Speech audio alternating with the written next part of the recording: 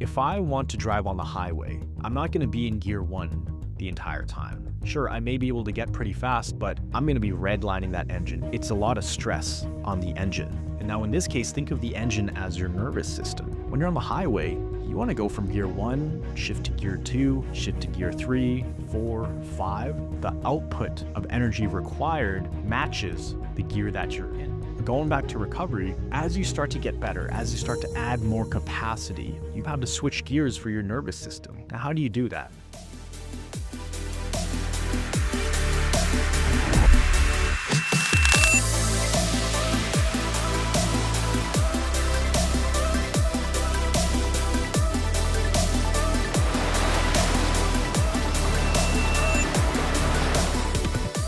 How's it going, Thrivers? Miguel here from CFS Recovery. In this video, I'm going to be talking about recovery plateaus and how to break through them. Now, what is a plateau? A plateau is essentially a recovery ceiling for the level you're at in recovery, where you're making progress, things seem okay, and then your progress flatlines, right? That happens a lot. Or what happens is you get better. Let's say there's a recovery ceiling here, you bounce right off it, and then you get worse. Then you come up again, you get better, boom, and then you get worse. So this seems to be this imaginary, or maybe not so imaginary, ceiling, this level that you can't break through. And I experienced so many of these during my recovery after having worked with thousands of people all around the world and spending thousands of hours on coaching calls. We figured out exactly how to break this down into manageable, bite-sized pieces. Now, back in the day, it was very difficult for me to figure out exactly what I needed to do for where I was at in recovery, because each stage came with its own challenges and obstacles, and there were different strategies for each stage. When I was bedridden, it was very different thinking, a very different way of approaching things than when I was in a wheelchair. When I was in a wheelchair, it was a different set of obstacles and challenges than when I was able to walk around, and when I was able to go outside and drive and then work part-time, and then work full-time, and then start hanging out with friends. These are all things that I was bringing back into my life. And at the time, there was no specific playbook on exactly what to do in a situation, depending on where you're at. Sometimes I would be doing great, and things I was doing would only work up to a certain point. For example, when I was in a wheelchair, my main challenge was sitting up and the unrelenting symptoms of just trying to keep up a conversation with people, of trying to feed myself, of trying to bathe, of trying to shower, of even trying to move around on my own in the hospital, right? So that was the main focus of that time. Now, when I got out of the wheelchair, it was the walker. The challenge was no longer trying to move around. It was trying to limit how much I was moving because I was so excited to be standing up and I wanted to do more things. So instead of me trying to really not push, but nudge myself into more activity, I had to focus on, okay, Miguel, don't overdo it, dial it back a little bit, just walk to that couch and hang out there for a few hours. Then walk over here and walk over there. So there's different strategies to get to that immediate next level. Now, what a lot of people do is they'll try a certain strategy that works for one stage and expect it to work all the way through until they're fully recovered and, they're working full time and fully healed from this thing. Now, there are certain frameworks that you can follow. Certain frameworks and principles stay the same. Just like the golden rule of recovery, which is your success in recovery is determined by how well you respond to symptoms. That never changes. That is the same if you are bedridden or if you're fully functional or if you're semi-functional working a part-time job. That stays the same. The other thing that stays the same is the idea of adjustment periods. You can have flare-ups when you're bedridden. You can have flare-ups when you start working again full-time, and you can walk 10,000 steps a day. And you can drive because you may be on your last little leg of recovery. Those principles stay the same, but the strategies, specifically what to do to get to the next stage, those things change over time. And I don't want to make anything more confusing for you, but essentially what I'm trying to say is think about it like driving a car. Now, most of the people watching this right now, they are probably over their 30s. Even if you're under 30, you can probably understand this analogy. Back in the day, we had manual cars, or you call them standard cars. It's the ones where you had to manually shift gears. Shift gear 1, 2, 3, 4. I remember the first time I learned how to drive was actually a manual car before I ever learned how to drive automatic. When you shift gears, you don't just pop it to the next gear. You don't just go from 1 to 2. No, you have to time it. Like you have to step on the clutch.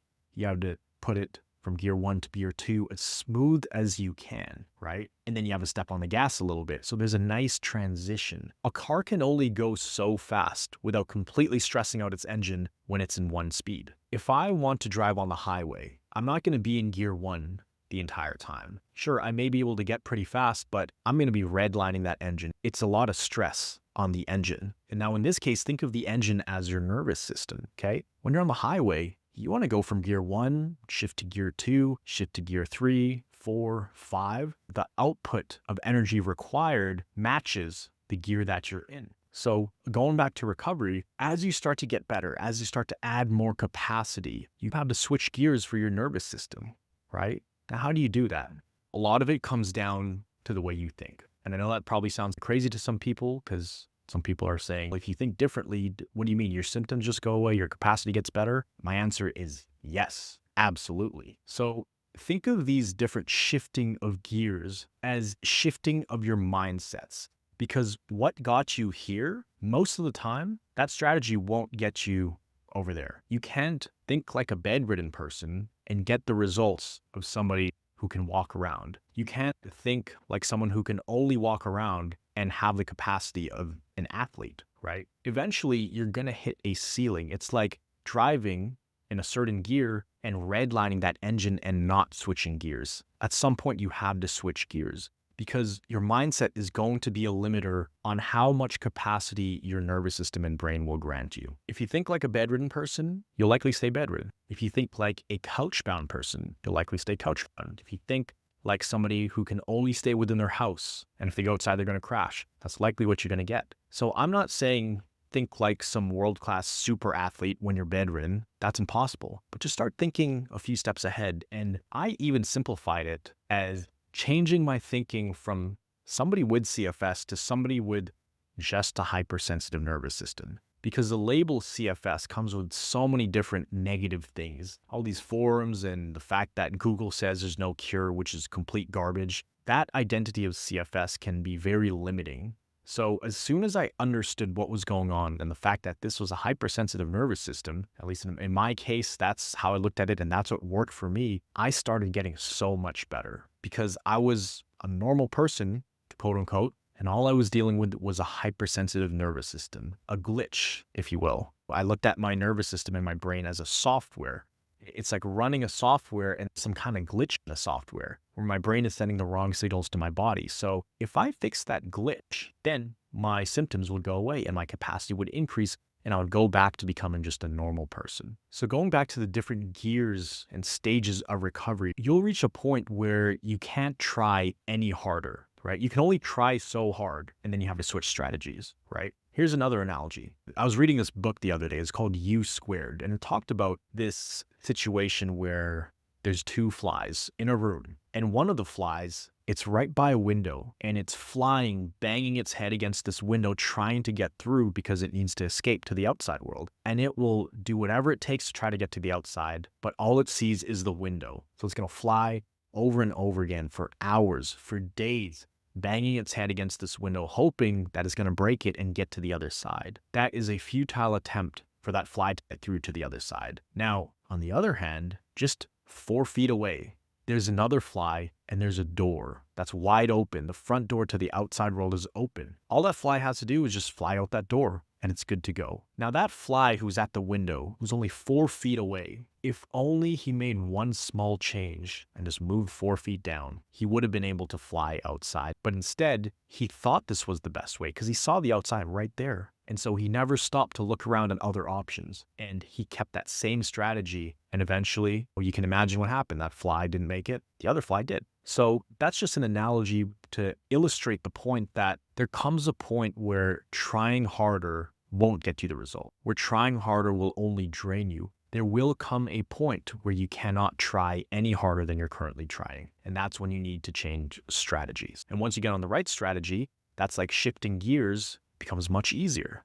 a lot less stressful on your body and on your mind. After discovering this and really break this down into different stages, we've actually developed a tool that lets us figure out where somebody is at. And that in turn will tell us what strategies people should implement, right? What symptoms can they expect? What kind of curveballs can they expect in recovery? Physically, mentally, even emotionally. Is this the stage where there's lots of mood swings, or you feel lethargic, or you have severe insomnia when there's a symptom rotation? Like, there are certain things on these different levels. So this right here, this is a diagnostic assessment. And as you can see here, there are different levels to this triangle. And these dotted lines represent the different ceilings of recovery. Now, most people, they'll stay in one stage, they'll try to increase their activity or try to get better, and they'll bounce right off that ceiling. And that's why it can feel like you're stuck in a cycle where you get better for a few months and then boom, you're in a big flare up, and then you feel like you restarted that level, and it can start to drive people crazy. But with this diagnostic assessment, it actually helps you, number one, identify which stage you're at. Also, what are your specific roadblocks? So if you wanted some more hands-on help with something like this, I'll leave a link down below where you can apply to work directly with us. And you'll be able to do one of these diagnostic assessments, and we can come up with a personalized plan for you based on where you're at, based on your symptoms and background and a lot of other different factors. But that's what I wanted to share today, is the different stages of recovery require different gears of thinking, almost different strategies to go through it. Now, again, the core principles stay the same. Throughout your recovery journey and even beyond recovery, you want to focus on responding well to symptoms. Respond the best you can, which means maintain your emotional composure. That doesn't mean when you're flaring up, tell yourself, I'm so happy the symptoms are here, I'm glad. No, don't lie to yourself. Just try to neutralize those symptoms. So when you feel fear, when you feel like you're going to crash, when you feel like you did the wrong thing or you're going backwards, you got to swat that away and say, I looked at thoughts as symptoms. I would tell myself, no, this is just a hypersensitive nervous system. And I blamed everything on the hypersensitive nervous system, including some of the crazy thoughts I was thinking, including any doubts, because those are like pieces of bait that your brain is throwing out. And if you take the bait, you're going to stay stuck in survival mode. And that's what keeps the symptoms going. Now, if you haven't watched this video yet, which sums up essentially what CFS is and how it's a hypersensitive nervous system, at least in my experience, make sure to watch this video because that breaks it down very well. But if you wanted to do something similar to this diagnostic assessment where you can do it completely on your own, and we actually give you the tools based on your stage, you can click the link down below. It's completely free. Join the Recovery Foundation's masterclass, and you'll be able to get access to this in-depth nervous system health assessment where we're going to show you what we would recommend based on your situation and also give you feedback on your current roadblocks and what your trajectory of recovery could possibly look like. So I hope you got some value out of this one. Remember, it's completely normal to feel like you're hitting ceiling recovery, but that's where you just have to respond as well as you can to the symptoms. It's like shifting gears. The way you're thinking right now is going to be very different from the way you're thinking when you can go exercise and travel and work and do all these different things. I remember the Miguel who was completely bedridden, it was the same me. It was the same mind. I had the same goals. So it was still me at my very core, but there was a lot of fear. There was a lot of hesitation, a lot of doubt, a lot of what if this happens? What if that happens?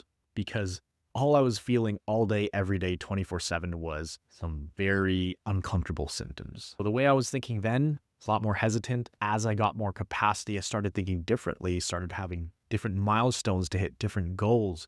Different things excited me. When I was in a wheelchair, I was excited to just roll the wheelchair outside and get fresh air. Now that I'm more functional and I can exercise and work, I'll get that same excitement from walking outside as a normal thing. I could do that anytime I want. I get excited about my next travel, my next city I'm going to visit, my next big goal that I'm going to accomplish, like running a marathon or bench pressing a certain weight. You do change as you move throughout the different stages of recovery, but the ultimate thing to remember here is if you are feeling like you're in a recovery plateau, if you're feeling like your progress is flatlined, or you can't get past a certain stage, it's probably not missing effort. You're already trying very hard. What it is, it's a slight tweak in strategy that's needed. So if you did need some extra help on that, you can click the link down below. I'll leave a few links for you to access. But if you enjoyed this video, comment down below. Do you feel like you're in a recovery plateau? And if so, what is your strategy to get through it? And what are you going to do differently this time? What are you going to do shift gears in order to get to that next level? But remember, Keep the main things the main things. Respond as well as you can to symptoms.